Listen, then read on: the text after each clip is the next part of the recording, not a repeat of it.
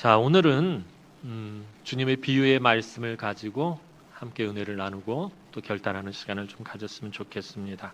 한국교회가 1980년대, 90년대 아주 정말 불같은 부흥의 성장을 이루었습니다. 한참 정점을 찍고 2000년대로 들어서면서부터 그 정점이 꺾이고 교회가 점점 내리막길을 걸으면서 한국교회 위기라는 말이 2000년대부터 들리기 시작하더니 지금은 이제 한 25년 지나서 지금은 완전히 교회가 쇠퇴해져 가고 무너져 가는 것을 우리 눈으로 직접 보게 됩니다. 성도들이 늘 세상에서 욕을 먹고 교회가 손가락질을 당하고 복음이 도리어 혐오의 대상이 되어버렸습니다. 그래서 한동안 교회 회복과 선교 관련 세미나, 부흥의 컨퍼런스 이런 것들이 굉장히 넘쳐났는데 요즘은 그나마 그것조차도 잘 하지 않습니다. 왜냐하면 그런 프로그램조차도 모이지 않기 때문에 그렇습니다.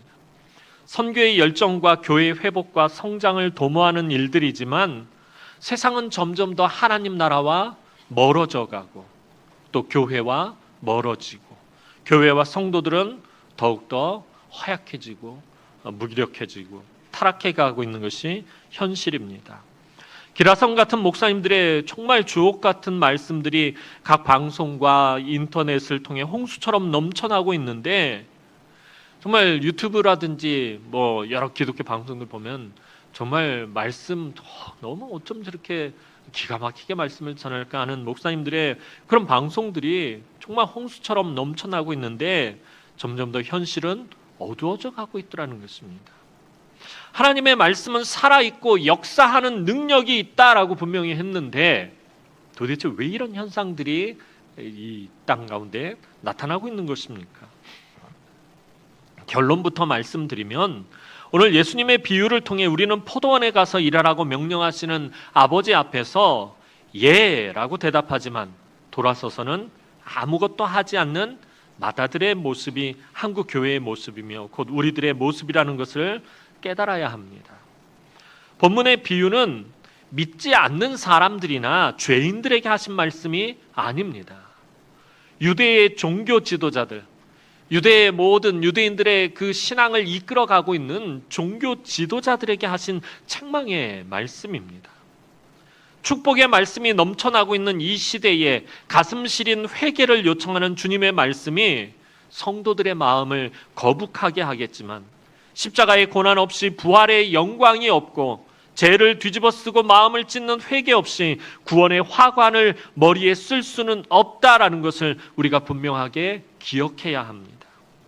게다가 소금으로서의 짠맛을 잃어버리고 꺼져가는 촛불처럼 도리어 희미해진 빛과 같은 한국교회나 그리스도인들을 향한 주님의 오늘의 말씀은 여러분 사실 오늘의 말씀을 책망으로 받아서는 안 돼요. 오늘의 말씀은 책망이 아니라 새로운 기회를 주시는 은혜의 말씀입니다.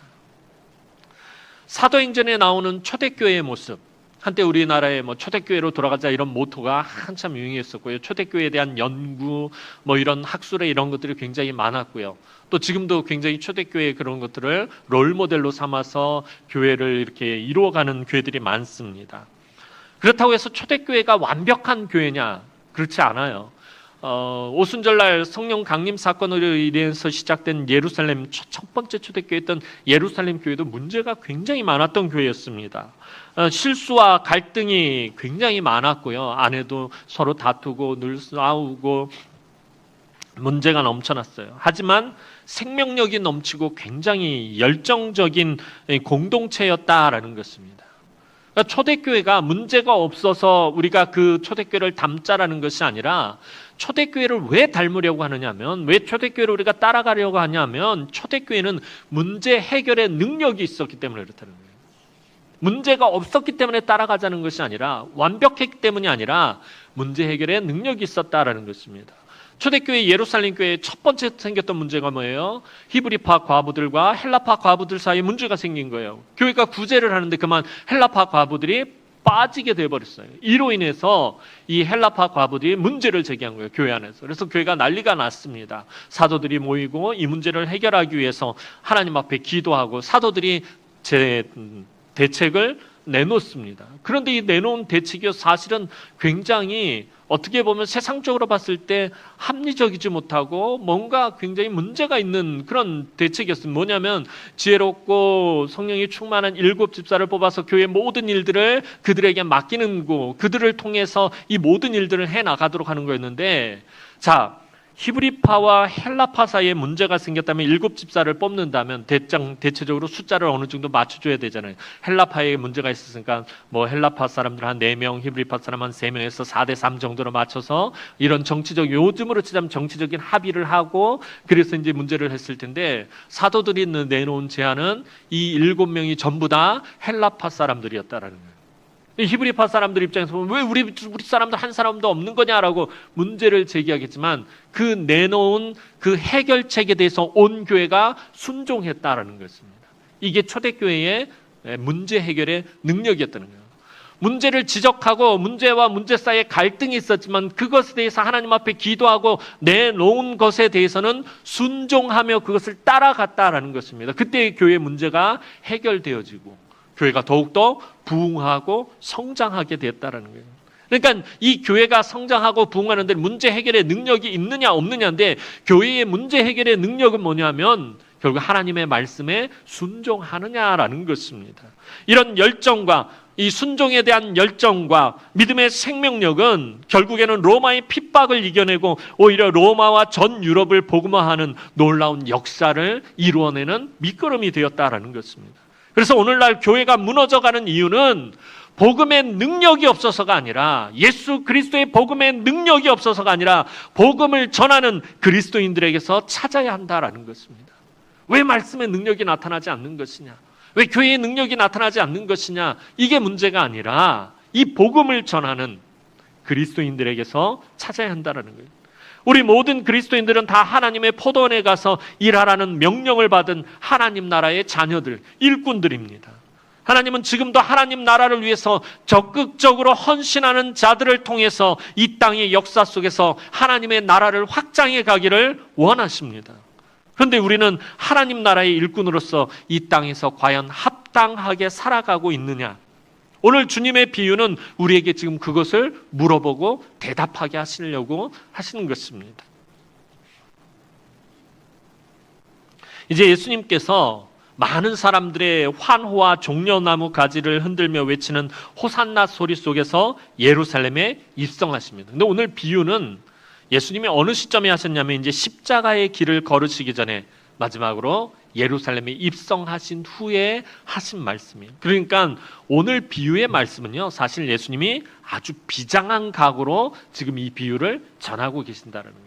갈릴리 쪽에서 그냥 편하게 사람들에게 재미있게 말씀을 전하시는 것이 아니라 십자가의 사역을 앞에 두고 이제 그 고난의 길을 앞에 두고 굉장히 비장한 각오로 성전의 장사치들을 다 내쫓으신 후에 성전에서 사람들에게 하나님 나라를 가르치시며 하신 말씀이다는 거예요. 이것을 가만히 지켜보던 유대의 종교 지도자들이 심기가 아주 불편했습니다.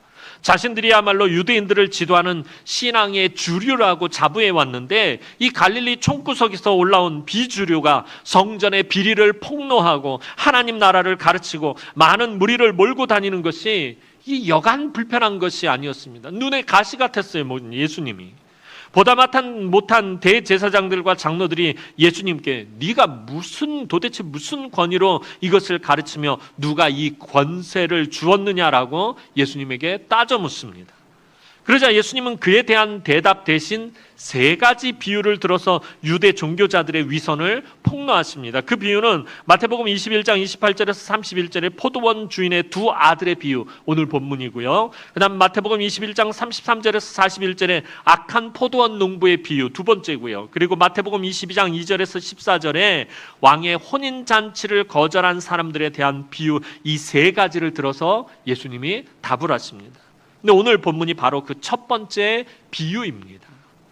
예수님께서 이 비유를 통해서 자칭 유대인의 지도자라고 일컫는 자들이야말로 위선으로 똘똘 뭉친 죄인들이며 하나님께서 반드시 그들을 심판하실 것이라고 경고했어요. 당시 제사장의 무리들이나 서기관들, 바리새인들은 자기들이 정말 하나님 뜻에 맞춰서 정말 철저히 열심히 신앙생활한다고 그렇게 생각하고 그렇게 주장하고 그렇게 자랑하고 다녔어요. 그런데 예수님은 그들이 외식하는 자들이고 위선하는 자들이라고, 죄인들이라고, 그래서 하나님의 심판을 받을 것이라고 경고하셨어요.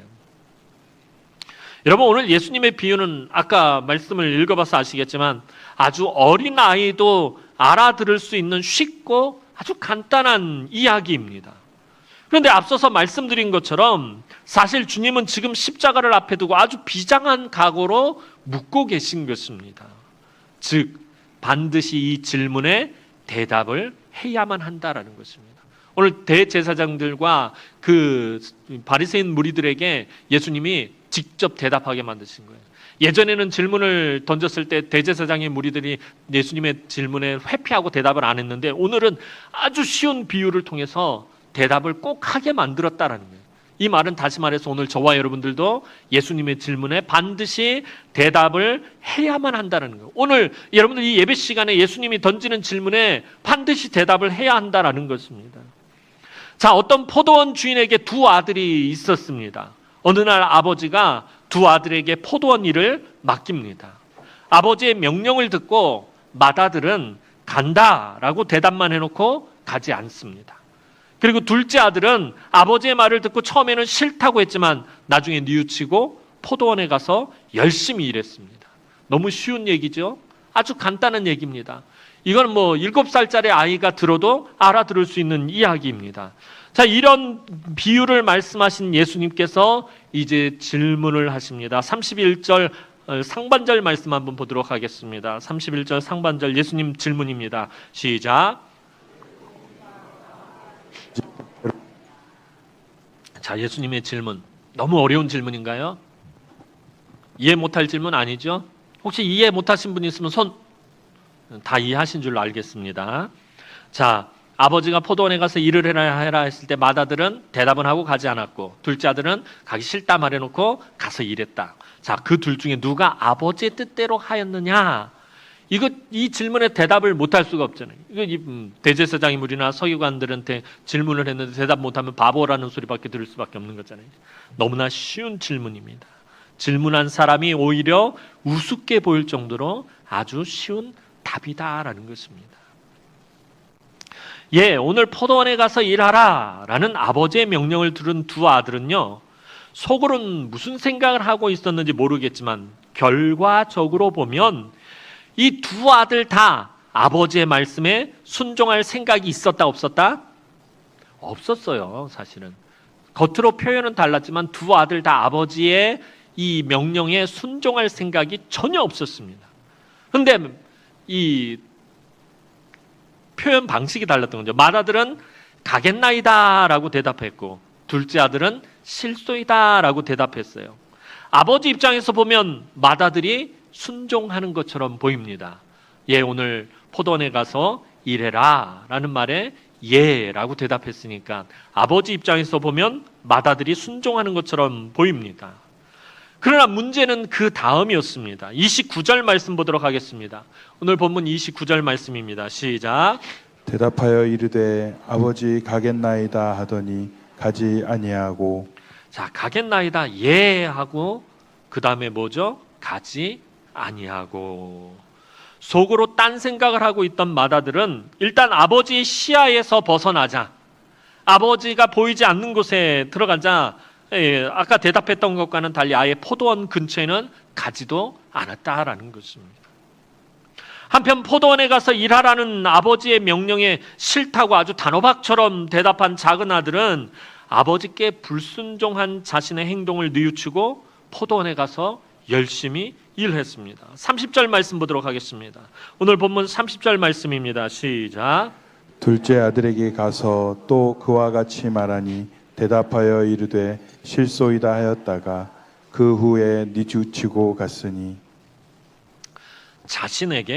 자신이 진짜 하고 싶은 다른 일이 있었지만 둘째 아들 같은 경우에는요, 자신이 한 말을 듣고 실망하는 아버지의 모습을 보고는 자신이 고집스럽게 하려던 일, 나름대로 자신에게는 매우 중요했던 그 일을 미루고 아버지의 뜻에 따른 것입니다.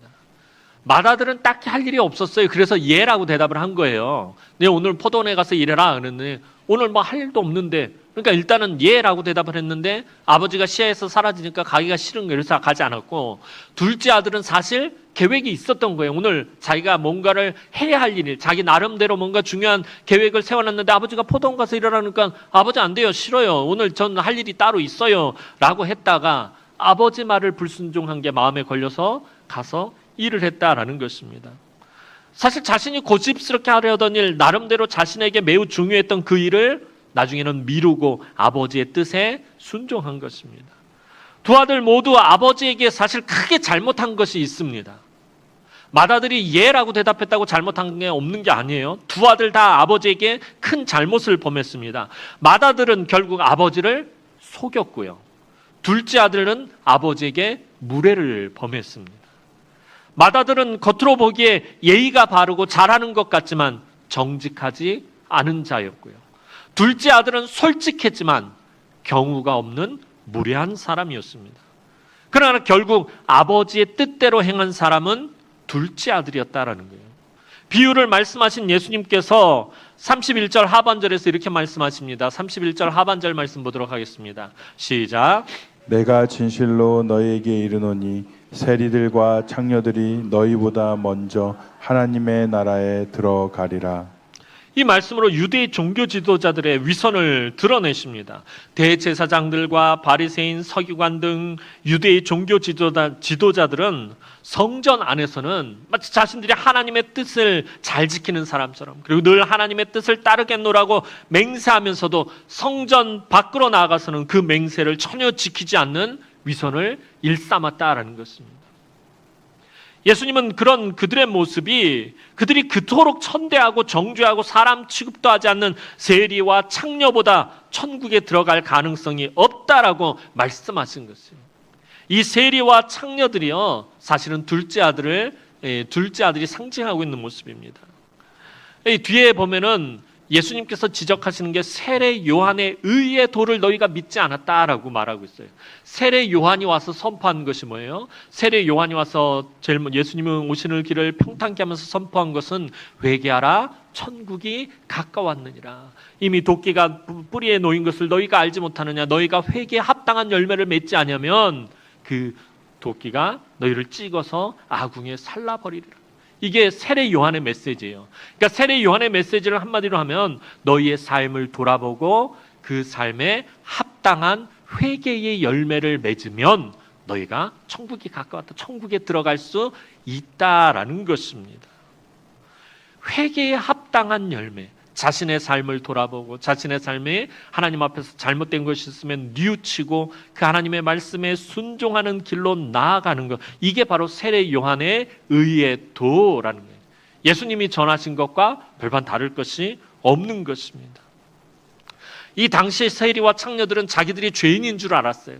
그래서 성전에 나가서조차도 예배드리지 못하는 거 너무 부끄러워서 자신이, 그래서 늘 가슴을 찢으며 하나님 앞에서 회개하며 죄인으로서 살아가는 자신의 모습들을 늘 하나님 앞에서 그렇게 회개하면서 살아갈 수밖에 없었어요. 늘 손가락질 받으면서. 그런데 이 바리새인들이라든지 대제사장들, 서기관들은 늘 자신들은 하나님 앞에서 올바르게 산다라고 말하면서 이 창기들과 세리들을 손가락질하고 정죄하고 판단하고 원수처럼 여기면서 이렇게 살아가는 거예요. 이것에 대해서 예수님이 말씀하신 거예요. 여러분, 신앙의 척도는 내가 신앙이 어떤 수준에 있느냐, 내 신앙이 어떠냐는 이 신앙의 척도는요, 말씀에 대한 순종입니다. 얼마나 많이 아는지, 얼마나 많이 가졌는지, 얼마나 중요한 자리에 있는지, 얼마나 바른 말을 하는지가 아닙니다. 주님의 말씀에 얼마나 순종하느냐 하는 것이 그의 믿음을 보여준다라는 것입니다. 예수님 요한복음 14장 24절에서 분명히 말씀하십니다. 요한복음 14장 24절 말씀 보겠습니다. 시작.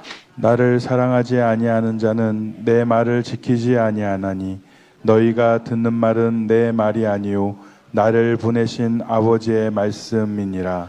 자, 예수님 뭐라고 말씀하세요? 나를 사랑하지 아니하는 자는 내 말을 지키지 아니하나니. 너희가 나를 사랑한다면 내 말을 지켜야 한다.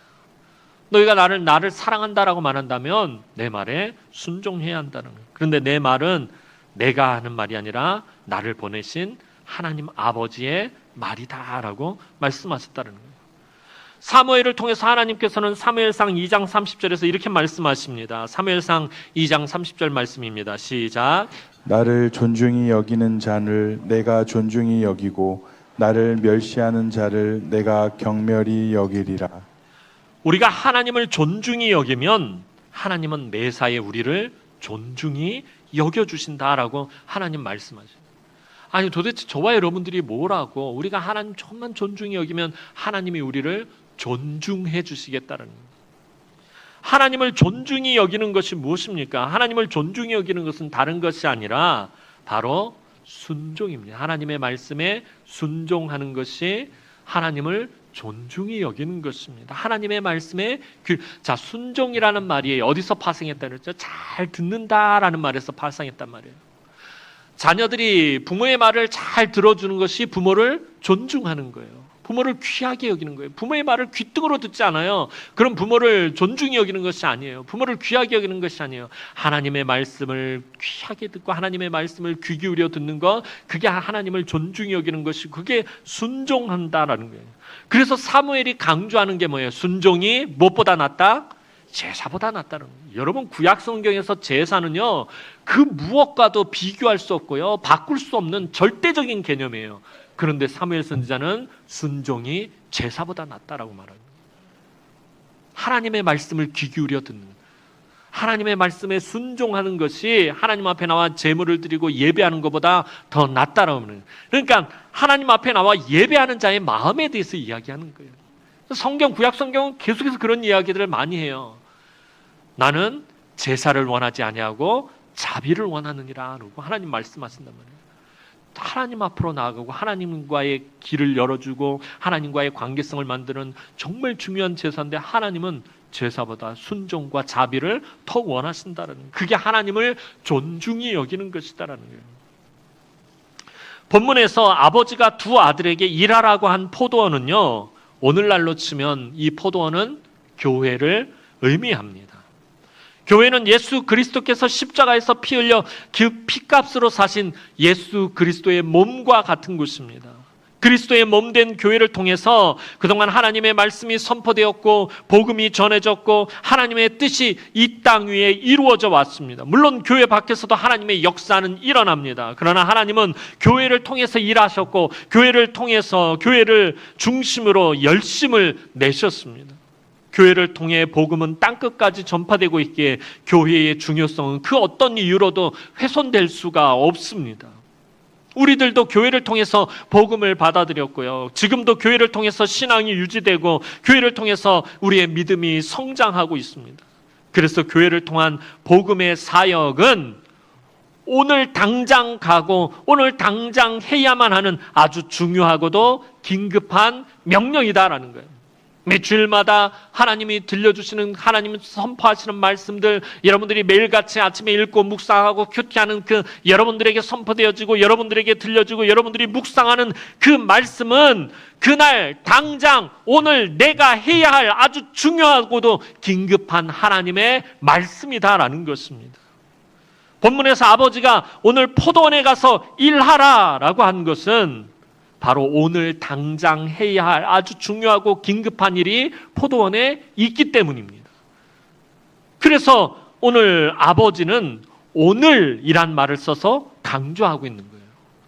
그냥 가서 헛짓거리 하는 거예요. 그냥 가서 뭐 간단한 일이 있는 것이 아니라 오늘 포도원에서 꼭 해야만 하는 중요한 일이 있기 때문에 오늘 네가 포도원에 가서 일해라 라고 콕 집어서 이야기하고 있는 거예요. 그러니까 굉장히 강조하고 있는 표현이에요. 이 오늘이라는 말은요.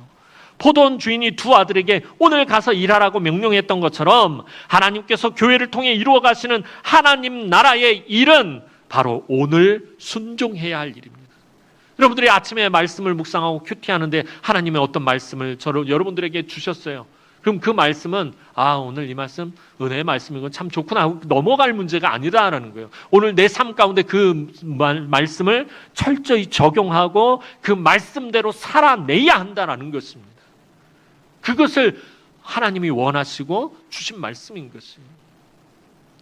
물론 이것도 아침에 말씀을 묵상하는 분들에게만 해당되는 말씀이겠지만 여러분들 늘 말씀드리지만 하루에 아침에 꼭 말씀 한 절이라도 여러분들 읽으시고 그 말씀을 통해서 주시는 하나님의 은혜에 여러분들 합당한 삶을 살아내야 된다는 것입니다. 물론 우리들에게도 이런저런 합당하고 합리적인 이유가 있을 것입니다. 그것이 아무리 100번이고 1000번이고 정당한 이유라 할지라도 오늘 일하라 라고 명령하시는 하나님의 그 긴급한 말씀에 불순종할 만한 일은 아니라는 것이에요. 여러분 아까도 얘기했지만 아침에 말씀 한 절 그냥 묵상했는데 사실 그 말씀이 어떤 명령의 말씀이 아니에요. 그냥 내가 오늘 하나님을 찬양해야 되겠다라는 어떤 간단한 말씀이라 할지라도 그 말씀은 오늘 내가 반드시 해야 될 하나님 주신 은혜의 말씀이다라는 거예요. 다른 이런저런 합당하고 합리적인 이유를 들어서 거절할 수 있는 말씀이 아니다라는 것입니다. 내가 오늘 있을 나의 여러 가지 일들로 인해서 하나님 주시는 은혜의 말씀을 내 삶에 적용하지 못할 이유가 없다라는 것입니다. 하나님의 그 명령이 전혀 우리의 계획 안에 없었던 명령일지도 몰라요. 내가 오늘 이런 삶을 또 오늘 하루 일과가 정해져 있는데 아침에 주신 하나님의 말씀이 오늘 내 삶과 또 나의 계획 안에 없는 명령일지도 몰라요. 그래서 갑작스럽고 당황스럽게 여겨질지도 모릅니다. 그래서 둘째 아들처럼 이미 실소이다라고 대답해버린 사람도 있을지 모르겠어요. 혼인잔치의 비유에 나오는 사람들처럼 내가 장가 가야 하고 소도 사야 하고 농가밭에 가서 할 일도 많습니다라고 대답할 수도 있습니다.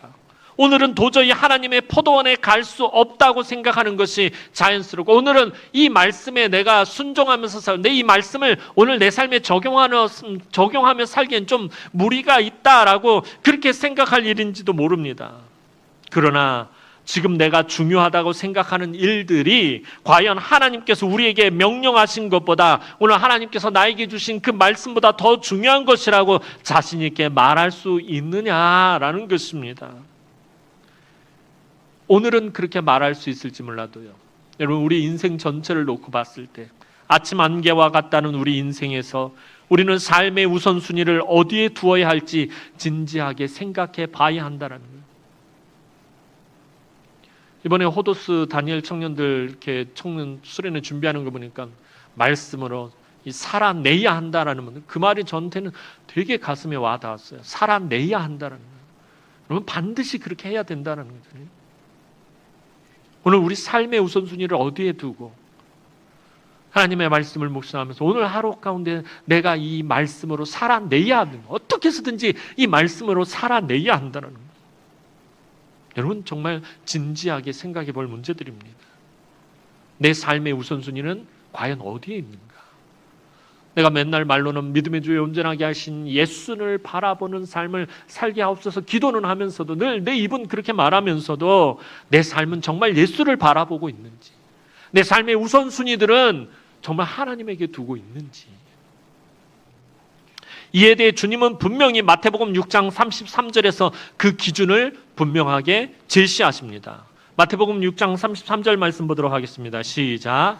먼저 그 나라와 그 의를 구하라. 그리하면 이 모든 것을 너희에게 더하시리라. 주님 분명히 말씀하시죠. 먼저 그 나라와 그의 의를 구하라. 그리하면 이 모든 것을 너희에게 더하시리라. 먼저 하나님 나라와 또 하나님의 의와 하나님이 오늘 너에게 주는 그 말씀에 귀를 기울여라. 그러면 이 모든 것을 너희에게 더하시리라. 사랑하는 성도 여러분, 오늘 이 비유를 통해서 한국 교회와 그리스도인들을 향한 하나님의 경고의 메시지를 들을 수 있어야 합니다. 오늘날 우리의 모습을 보면 그동안 얼마나 예라고 맏아들처럼 대답만 잘 해왔는지 알 수 있습니다.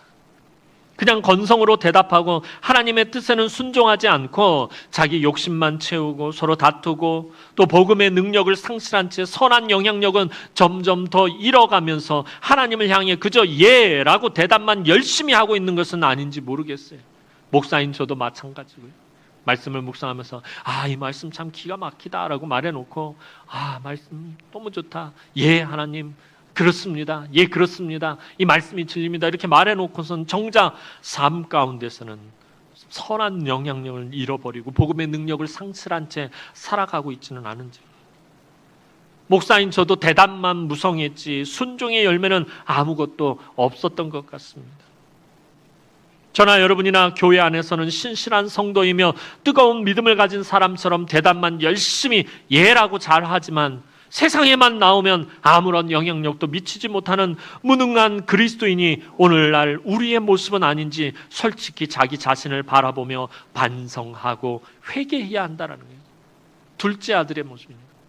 실속이다라고 아버지 앞에서 얼마나 무례하고 아버지를 대항하고 그런데 가다 보니까 내가 잘못했구나 뉘우치고 내가 오늘 나의 삶 가운데 정말 중요한 일들이 있었지만 내가 꼭 해야 할 일들이 있었지만 아버지의 뜻에 순종해야 되겠다는 거예요. 그리고 밭으로 가서 일한다는 거예요. 뉘우치기만 한 것이 아니라 오늘 말씀 보면 뉘우치고 갔다라고 말하고 있다는 거예요. 이게 아까 말씀드렸던 세례 요한의 의의 도인 것입니다. 회개에 합당한 열매를 맺었다라는 것입니다. 지난주 새벽에 요엘 선지자를 통해서 회개에 대한 이야기를 새벽에 계속했어요. 그래서 회개에 관련된 것들을 여러분들 살펴보시려면 유튜브를 통해서 지난주 새벽 예배를 좀 검색해 보셨으면 좋겠어요.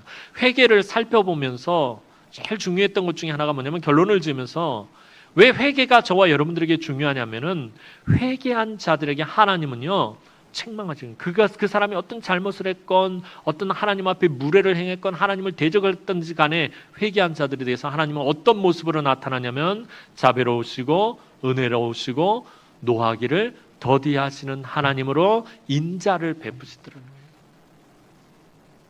그래서 회개에 합당한 열매가 중요한 거예요. 회개에 합당한 열매를 맺은 사람들은 그 회개에 합당한 열매를 맺은 사람들이 만나는 하나님은 어떤 하나님이냐?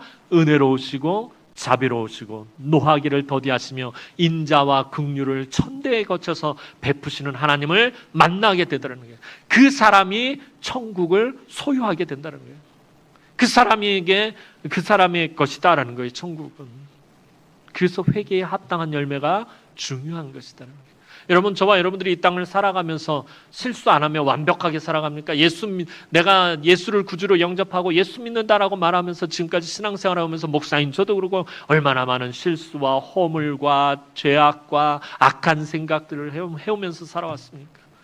그럼에도 불구하고 하나님이 왜 저와 여러분들에게 끊임없이 은혜를 베푸시는 거예요? 저와 여러분들이 회개에 합당한 열매를 맺기 때문입니다. 저와 여러분들이 회개에 합당한 열매는 만일 우리가 우리의 죄를 자백하면 그는 미쁘고 의로우사 우리를 모든 죄를 사하시고 우리를 모든 불의에서 깨끗하게 하실 것이다 라고 사도 요한은 분명히 말하고 있다는 거죠. 그래서 저와 여러분들이 그 은혜로 살아가는 것입니다. 여러분 또한 오늘 우리가 실수이다 라고 대답했다고 모든 것이 끝난 것 아니에요. 교회 안에서 보면은 그렇잖아요.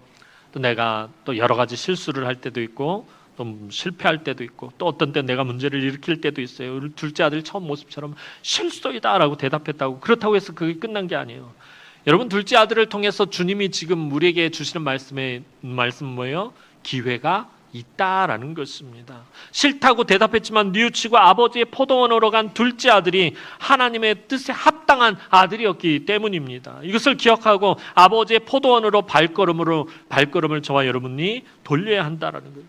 우리의 삶을 뉘우치고 하나님의 뜻이 있는 그곳으로 가야 합니다. 그동안 정당하다고 생각한 자기의 이유로 하나님의 말씀에 순종하지 않고 자기 의지대로 살았다면 지금이라도 하나님 아버지의 뜻이 무엇인지 먼저 생각하는 삶으로 뉘우치고 나아가시기 바랍니다. 중요한 것은요, 대답하는 것이 아니라 행하는 것이다라는 것입니다.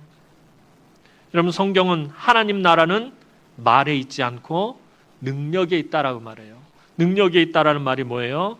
행함이 있는 삶을 말하는 것입니다.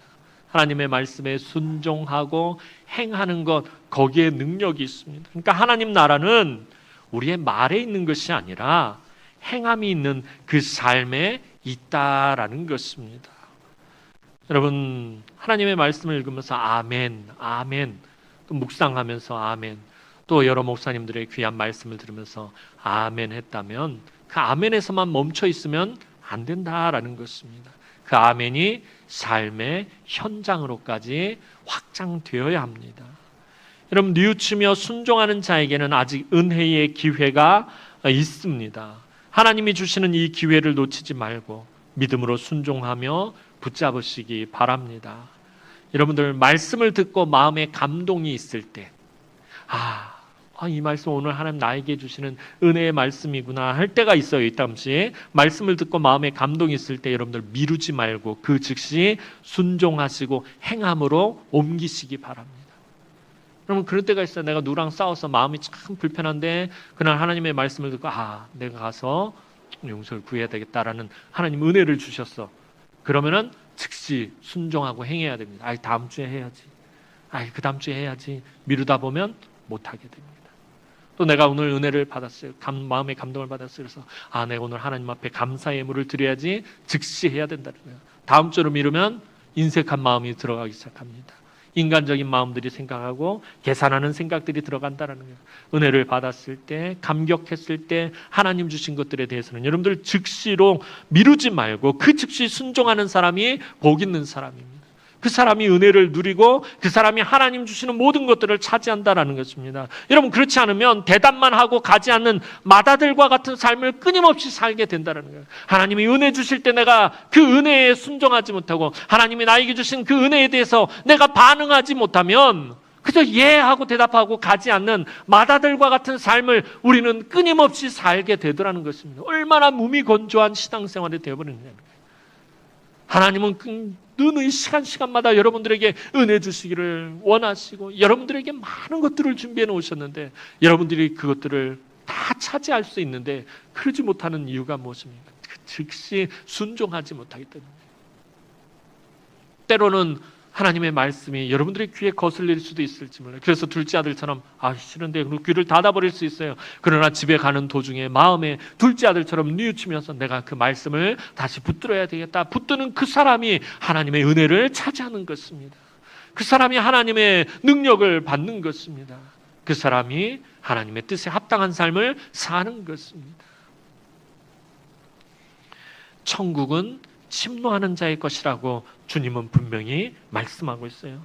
하나님 나라를 너무나 사모하며 아버지의 뜻대로 순종하며 하나님 나라를 이 세상에 그 누구보다도 가장 먼저 차지하시는 사랑하는 주의 귀한 우리 남흥의 성도들이 되기를 주님의 이름으로 축원합니다.